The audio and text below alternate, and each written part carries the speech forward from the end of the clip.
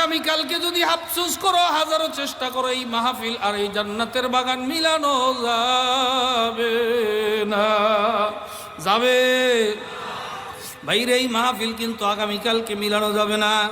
বাইরে এই মাহফিলে খানা নাই, এই মাহফিলে বসার সামিয়ানাটাও তেমন একটা, বসার বিছানাটাও তেমন একটা উন্নত না। তবে আল্লাহর হাবিব এই মাহফিলকে, দুনিয়ায় যত বড় বড় দামিওয়ালা সামিয়ানাওয়ালা প্রোগ্রাম আছে, দামি দামি বিছানাওয়ালা প্রোগ্রাম আছে, সমস্ত প্রোগ্রামের চাইতে সর্বোচ্চ মর্যাদা দিয়া আল্লাহর হাবিব হাদিস শরীফের মধ্যে ফরমান, ইদা মারতুম বিরিয়াদিল জান্নাহ ফারতাউ কিলা ওয়া মা রিয়াদিল জান্নাহ ইয়া রাসূলুল্লাহ ক্বালা হালাকুয যিকর।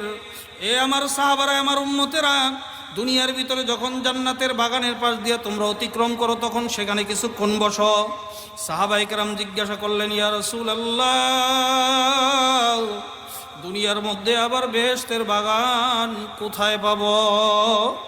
আল্লাহর হাবিব সরকারে দো আলম ফরমান, হালাকুদ যিকির, জিকিরের মজলিসগুলো হইল বেহেশতের বাগান। জোরে কোন সুবহানাল্লাহ।